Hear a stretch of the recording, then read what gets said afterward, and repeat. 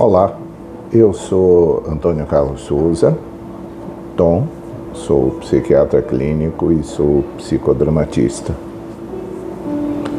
Dentre tantas coisas que eu falo aqui, todas têm o mesmo fundo, que é o fato da psiquiatria das pessoas conhecerem todas as palavras, os nomes todos são conhecidos, mas os conceitos são todos equivocados. Invariavelmente são equivocados. E volta e meia eu falo aqui, volto a falar das mesmas coisas. Hoje eu vou voltar a tocar no assunto do transtorno afetivo bipolar. Pela prevalência dele, pela importância clínica e pela desinformação que frequentemente nós vemos e ouvimos das pessoas. Isso me veio à cabeça porque eu estava lendo, não sei, eu já falei algumas vezes aqui, eu gosto muito de poesia, gosto muito de ficção científica, eu gosto muito de literatura policial, de detetive, etc. Tipo Agatha Christie, Conan Doyle, Edgar Wallace, Patricia Smith. E eu estava lendo um livro e havia uma personagem que o filho havia suicidado. E o pai relata, conversando com o detetive, relata que quando o rapaz havia sido atendido, o psiquiatra havia dito que ele estava deprimido. E aí ele acrescenta essa frase que é que motivou a conversa de hoje. Ele só disse que estava deprimido, mas ele não disse por que estava deprimido. E esse talvez seja o calcanhar de Aquiles da consulta psiquiátrica. Não vou dizer que é impossível, mas praticamente fazer essa pergunta a um psiquiatra é sempre a resposta evasiva ou negativa. Por quê? Como no caso desse conto policial. Por que que meu filho está deprimido? E a frase da pessoa é: ele vivia bem, a família estava bem, ele não tinha nenhum problema. Porque, regra geral, as pessoas associam a ideia de suicídio com a ideia de que é pós algum problema, pós uma perda, pós uma humilhação. Claro que acontecem suicídios motivados por essa sensação que o sociólogo Emile Durkheim chamava de anomia, quando de repente o chão se abre na frente das pessoas ou embaixo do pé das pessoas. Mas o que nós estamos me referindo aqui não é aquele episódio depressivo motivado por uma dessas situações existenciais em que o indivíduo se sente sem chão e de repente a única solução que aparece para ele é o suicídio. Isso todo ser humano pode acontecer, que ele tem uma perda tão significativa, uma situação tão humilhante que de repente a situação do ponto de vista moral para ele é tão insustentável que a saída da morte é uma possibilidade concreta. Mas no caso desse rapaz, a mãe, até a própria fala da mãe é curiosa, porque ela diz que ele há meses vinha ficando assim. Aí ela pergunta por quê.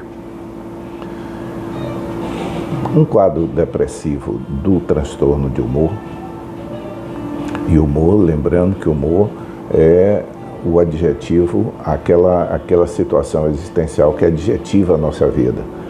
Estou bem, estou mal, estou triste, estou alegre, estou insatisfeito, estou irritado, estou puto da vida, o que seja. Tudo isso são expressões de estado de humor da pessoa.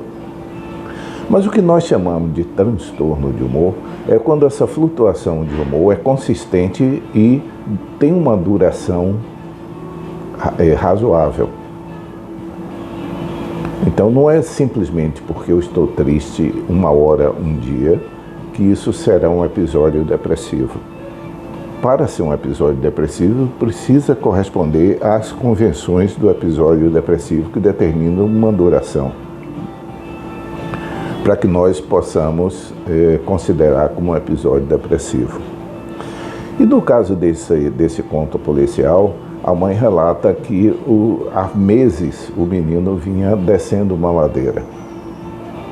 E a mãe não conseguia acessá-lo e, ao mesmo tempo, não conseguia compreender, como na maior parte das pessoas não consegue compreender, que um ser humano pode entrar num episódio depressivo sem que o universo dele tenha desabado, tenha se deteriorado.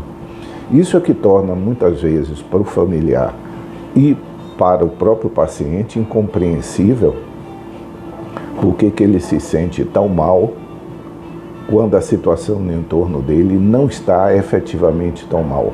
Essa verificação normalmente é no começo da depressão, porque na medida em que a depressão se aprofunda para o próprio indivíduo que está se sentindo deprimido, a perspectiva das coisas vai mudando. Então, ainda que as pessoas possam dizer para ele que a situação não está como ele está dizendo, mas é assim que ele o vê. E nós temos que lembrar sempre que a percepção que nós temos do mundo não é uma fotografia do mundo, é uma criação sobre o mundo. Nós não vemos o mundo, nós enxergamos o mundo. E essa diferença de verbo é importante. Ver é um ato fisiológico. Depende de nós não termos deficiência visual apenas. Enxergar já é um processo cognitivo. Existe uma interpretação nossa sobre as coisas que nos acontecem. Então nós percebemos, não apenas sentimos. Então, no caso específico do transtorno de humor, ele raramente é tão agudo, tão rápido assim, de um dia para a noite. Ele vai descendo uma ladeira, no caso do episódio depressivo, ou subindo uma ladeira, no caso do episódio hipomaníaco. Ou seja, os transtornos de humor se referem a alterações de humor que são consistentes e duradouras suficiente para justificar o diagnóstico. Não é simplesmente uma flutuação de humor, como frequentemente ouvimos as pessoas dizer. O humor é flutuante. O humor necessariamente é flutuante, porque quando ele se torna paralisado, congelado, cristalizado, é que ele se trata de um humor que está sendo uma apresentação fora do habitual do humor. O humor é uma resposta nossa à circunstância. Mas quando essa resposta que nós temos às circunstâncias, ela é desproporcional ou inadequada às circunstâncias, então esse humor que é apresentado como afeto, essa afetividade demonstrada, ela se torna inadequada ou desproporcional. No caso desse episódio que eu estou me referindo do conto policial, do ponto de vista dos pais, eles viam apenas que sem nenhuma razão, ou seja, sem nenhuma conexão entre o que estava acontecendo pelo que eles viam, a reação deles, da criança ou do rapaz, era totalmente inadequada. Mas ela acompanhou isso, porque tentava sempre racionalizar que aquela alteração de humor tinha que ter uma explicação. E por que eu digo que isso é um calcanhar de Aquiles na psiquiatria? Porque a pergunta que normalmente todo paciente faz a médico é: mas doutor, por que eu estou assim? O que é que provocou isso? Em psiquiatria, essa resposta raramente pode ser dada. O que faz com que a psiquiatria soe para as pessoas como algo diferente do resto. E realmente é, nesse aspecto é. Rarissimamente as coisas em psiquiatria têm uma causalidade tão determinada como as pessoas, no geral, no dia a dia, se referem. Isso deve ter sido trauma de infância, isso foi porque rompeu o namoro. Como o ser humano conta a história, todo ser humano, por causa de nossa memória e de nossa imaginação, nós temos uma história de vida que nós contamos. Então, sempre que nos acontece algo, ou acontece algo em torno do nosso, nós sempre criamos uma história. Nós temos uma forma de contar que tem sempre um começo, um meio e um fim. Então, regra geral, quando as pessoas chegam a um psiquiatra, quando contam a sua própria história ou contam a história do familiar para o qual está sendo buscado uma avaliação psiquiátrica, ela começa de um ponto. E por esse ponto é algo da história de vida que aconteceu. Mas na maior parte das vezes esse evento no máximo é um desencadeador, mas não justificaria aquilo. Vamos considerar um evento mais comum, que é o luto. Todas as pessoas já perderam pessoas significativas.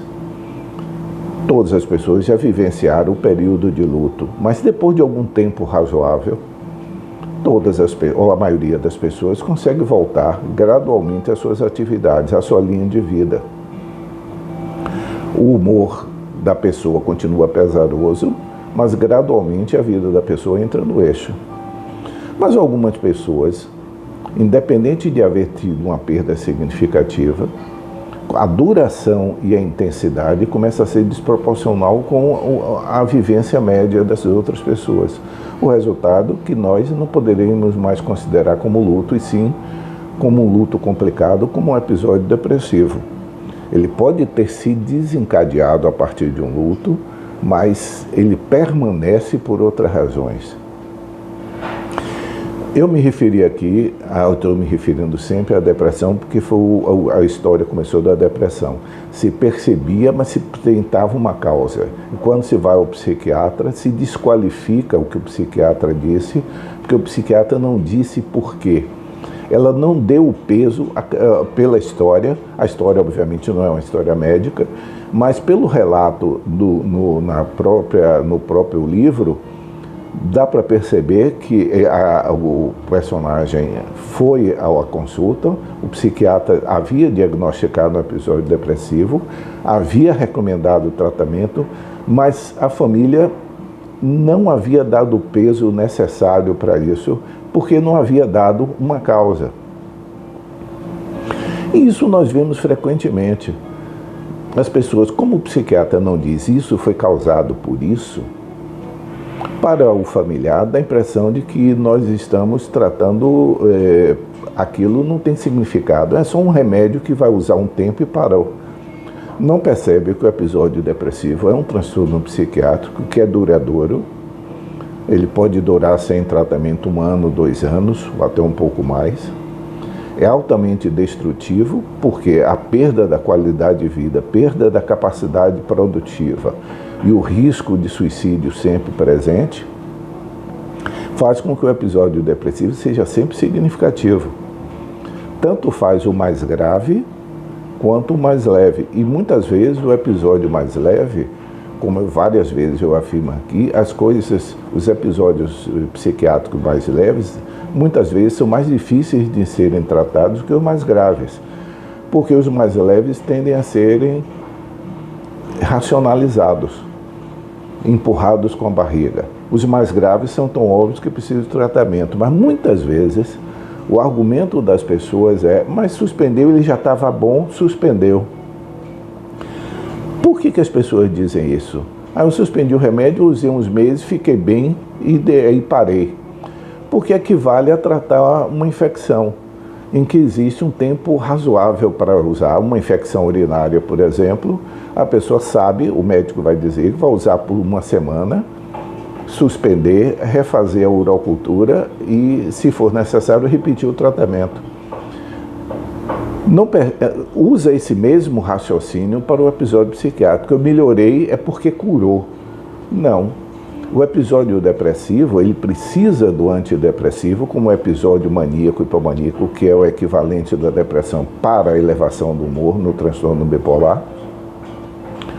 A medicação é necessária não é só para conter os sintomas, é porque a presença do tratamento tem um efeito extremamente importante na não repetição do episódio ou na diminuição da frequência de repetição.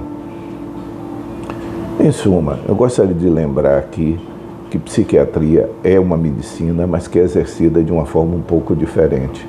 Causa é uma coisa muito rara em psiquiatria. E tratamento psiquiátrico necessita ser efetivado com a mesma responsabilidade que qualquer outro tratamento prolongado.